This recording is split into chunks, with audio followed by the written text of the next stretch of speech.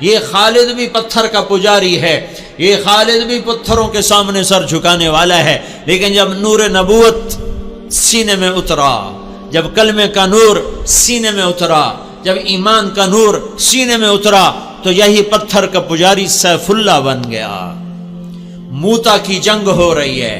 موتا مدینہ سے کوئی 700 میل کے فاصلے پر ہے۔ اردن میں ایک جگہ ہے موتا، جہاں روم 1 لاکھ ہیں اور مسلمان 3000 ہیں۔ 3000 کا لشکر 1 لاکھ سے ٹکرا رہا ہے۔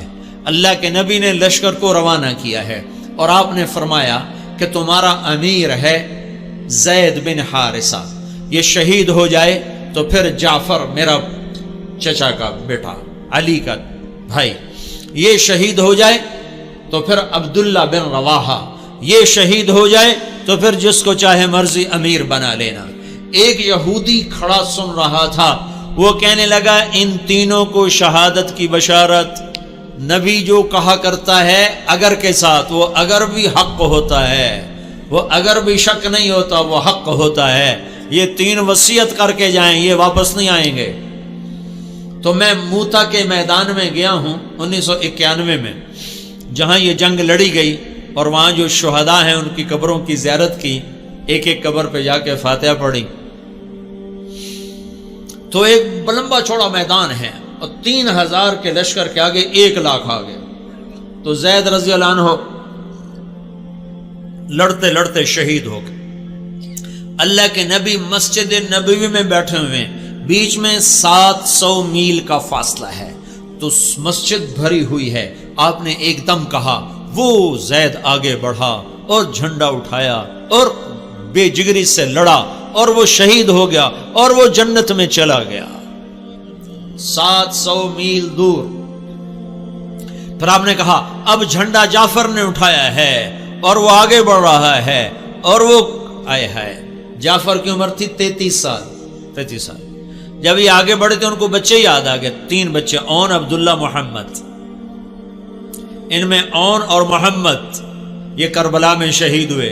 ایک بیٹے عبداللہ بچے، جیسے حسین کے ایک بیٹے زین العابدین بچے۔ ساری جعفر کی اولاد عبداللہ سے ہے، ساری امام حسین کی اولاد زین العابدین سے ہے۔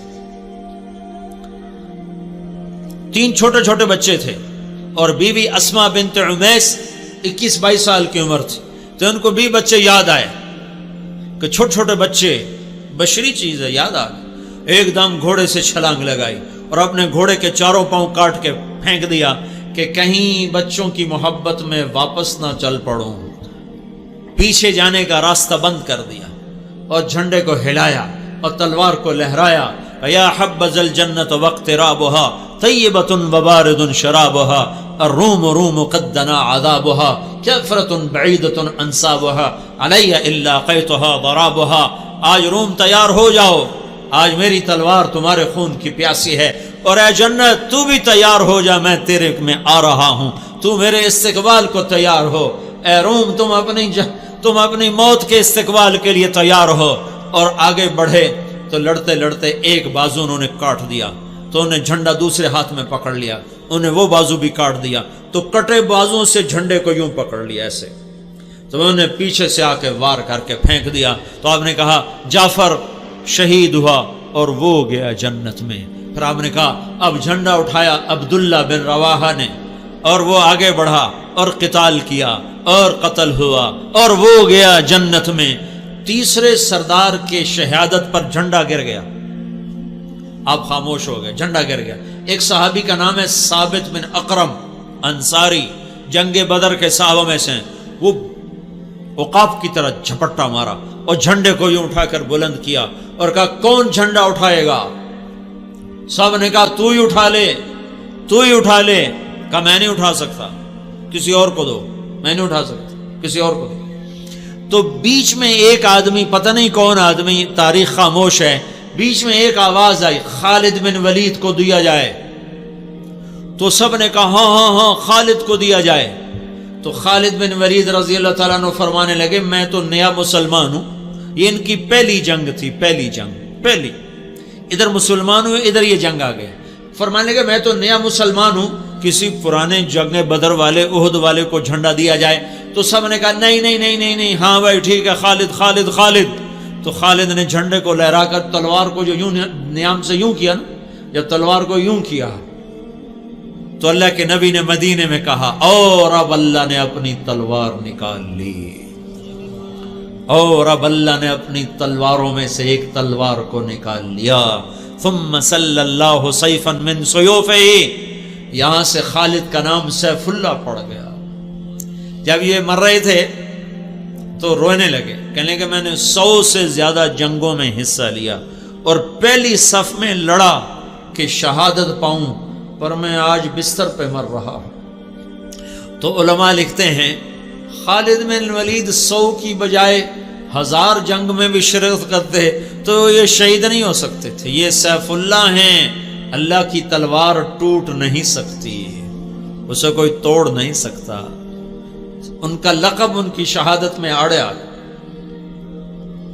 تو یوں تلوار کو جو بلند کیا تو میرے نبی نے کہا اور اب اللہ نے اپنی تلواروں میں سے ایک تلوار کو نکال لیا۔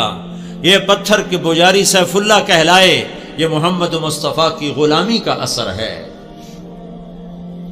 کلن وعد اللہ الحسنی، 1.25 لاکھ انسانوں کا واحد مجمع نبیوں کے بعد جن کو زندگی میں مرنے سے پہلے اللہ نے وعدہ کر دیا، اے میرے نبی میرا وعدہ ہے تیرے تمام صحابہ کو جنت عطا کروں گا، سب کے لیے وعدہ۔